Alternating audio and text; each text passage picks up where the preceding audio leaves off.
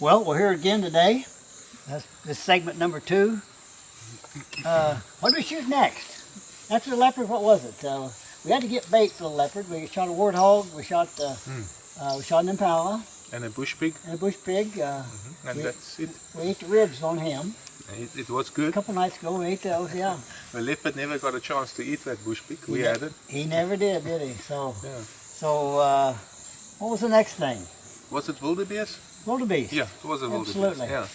Now these Inyasa wildebeest have got a streak across their nose, up in between their eyebrow and their nose, and beautiful white streak across them. They're really unique. Are they unique only to Mozambique? They occur in a very small stretch here in northern Mozambique and a small part in the Salou. In the Salou. Yep. Just other side of the Rovuma River, but very, very localized. Yeah, yeah.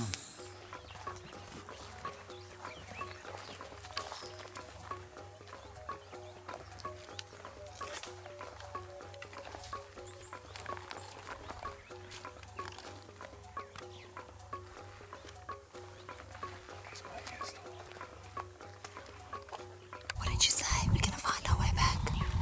Yeah. You said yes. I asked him if we was going to find our way back. He says, we're going to try.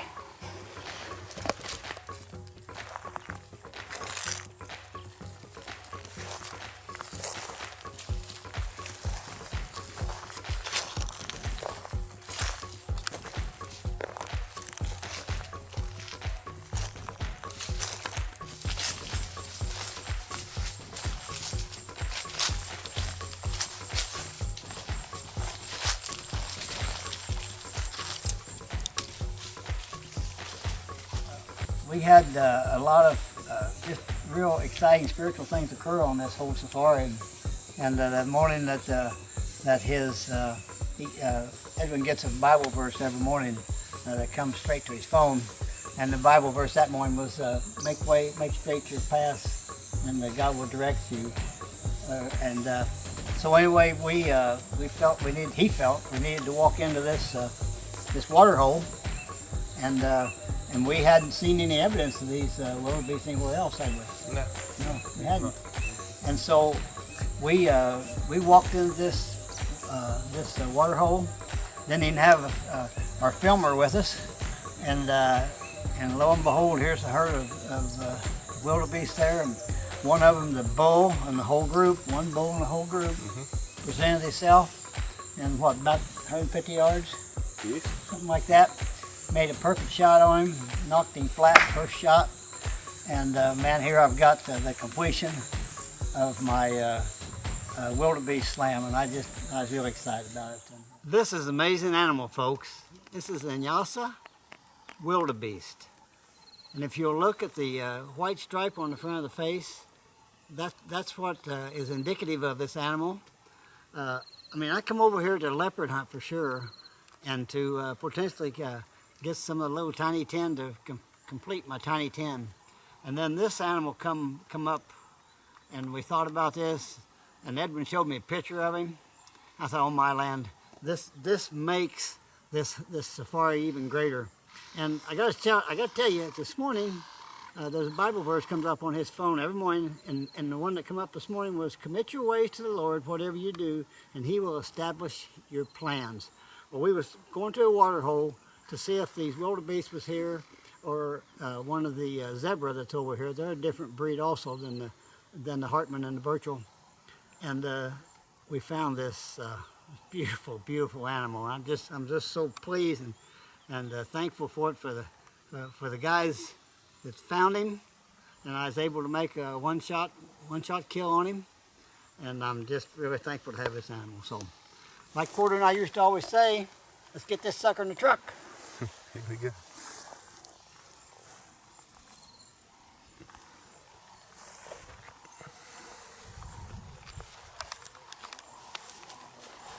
Look at the tail on him.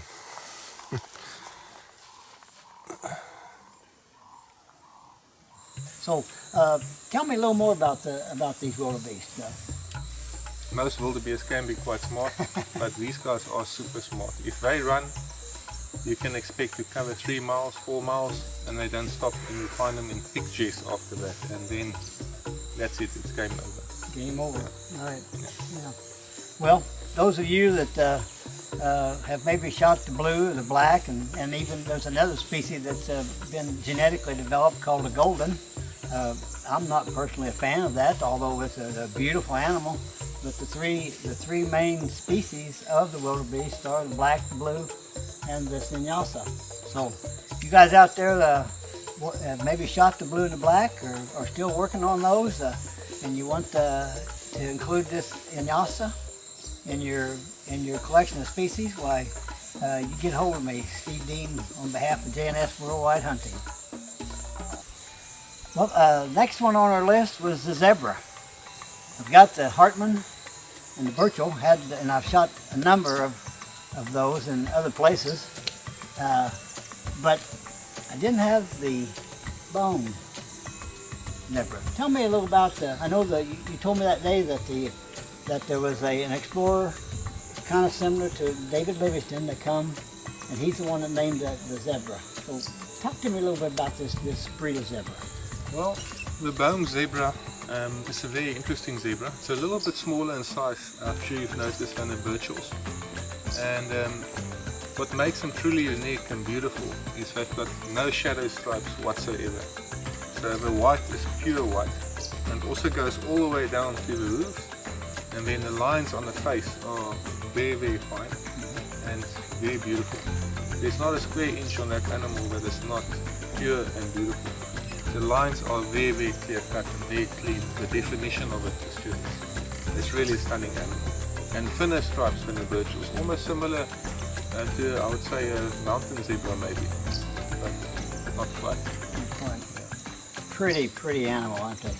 They are very unique animals, and they're a bit different from other zebras that I've hunted. They're very quiet zebras. You very seldom will hear them call each other, and even if you call them, to make a zebra call, they're very quiet, and they very seldom will respond. And they are very smart. They don't mess around. How many groups did we try to get up on? I think we had 2 groups. Now I remember, we walked in that one day to the waterhole, and we saw a couple of zebra, and we wanted to shoot a stallion. And as we were stalking them, the grass being quite long, we saw something running up and down in the grass, and we weren't sure what that is. And when we got a little bit into a better position, we saw that it was a foal, and we did not want to make a mistake of accidentally shooting the mare and shooting its mother. It was still dependent on its mother, and plus we wanted the stallion. Yeah. So we tried to get closer, couldn't quite see it, and they took off. And that was the end of that particular one. And that's fine, like we always say, if they go, there's no pressure. We'll find another one. But the important thing was, the one that he had kind of identified for me turned out to be the mother of that foal. Exactly. And if I'd have shot her, she wasn't a stallion, of course. Yeah. And that little one might have had difficulty surviving. Exactly. That was the one that was presenting the clearest shot. Yeah. And as a devil would have it. And if we shot it, we would have felt very, very bad. Yeah, and he pointed out to me, he says, now you got to remember now, the difference between a stallion and a mare is the stallion has the white stripes and the mare has the black stripes. So you guys figure that one out, okay?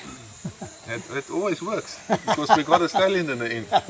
Yeah, we did. Killed a beautiful stallion, So you guys, if you're interested in collections, that's part of what JNS does, is we want to identify species, and so when somebody asks me about a particular hunt, and if you live in my location, I can show you these species, because that was part of our business model, was to be able to have in our viewing area animals mounted in their likenesses, so as you can see what they are. So, but anyway, what was we hunting when we finally seen that zebra? We was on doing something else. That last one I finally got. We were planning to go after red duiker, I believe. We're still looking for a red duiker, wasn't we then?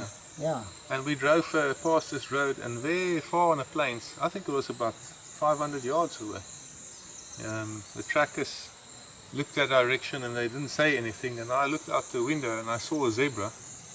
I didn't see it. And as I got off, and I said, come, let's get the shooting sticks to the trackers. They looked at me like I'm mad.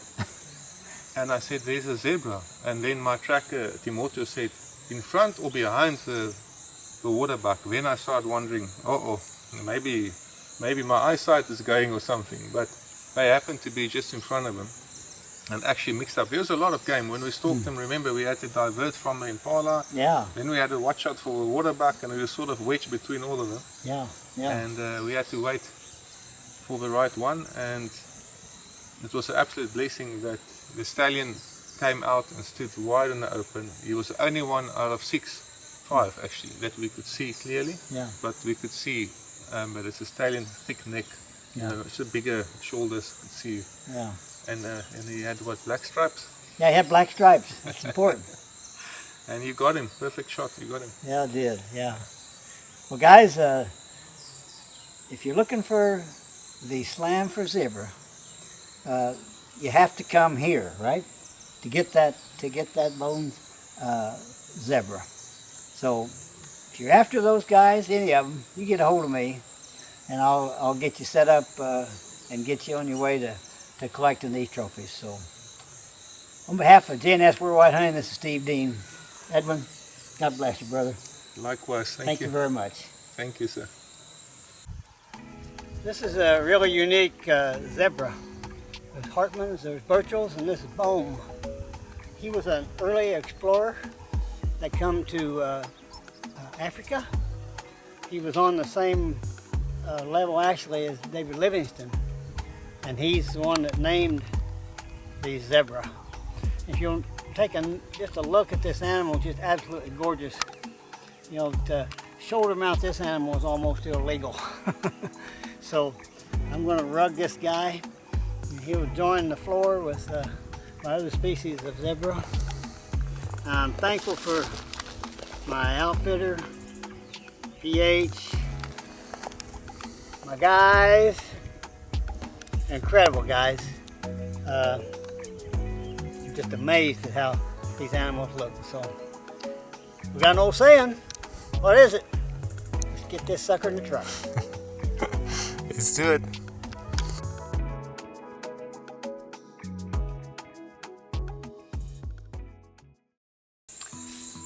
Well, brother, we got the leopard, we got the wildebeest. And we're working on these tiny 10. We sure are. Let's talk about the tiny 10. In fact, some people include the mountain reedbuck, which isn't probably. No. And then here in Mozambique, they've got the Sharp's gleisbuck. But I elected not to take one of them this trip. Maybe another trip. Maybe next time. Maybe next time. But for the two I was after here was the Sunni and the red diker.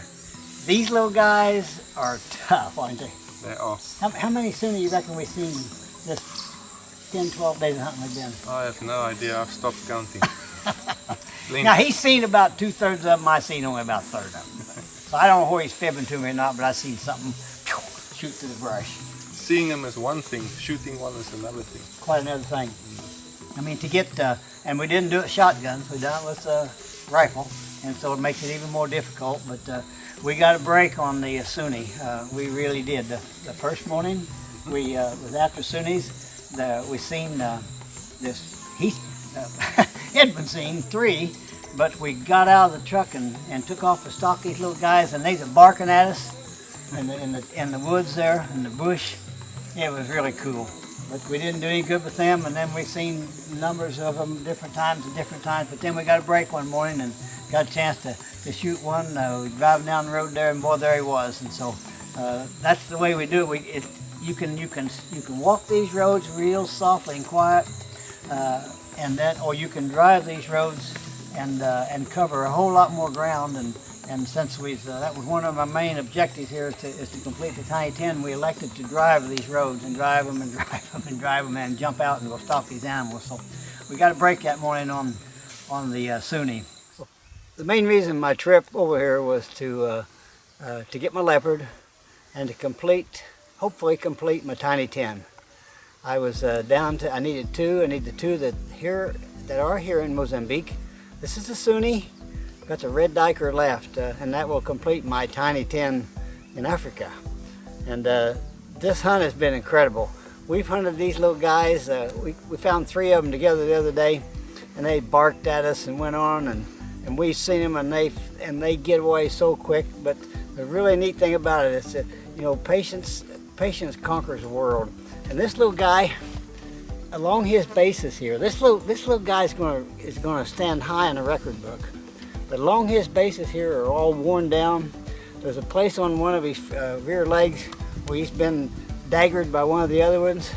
He's got a spot missing, and his ear right here from fighting.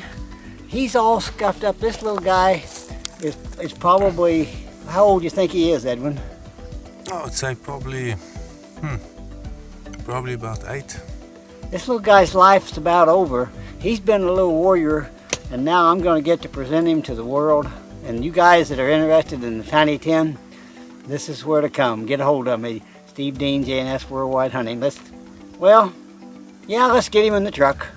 Let's load him up.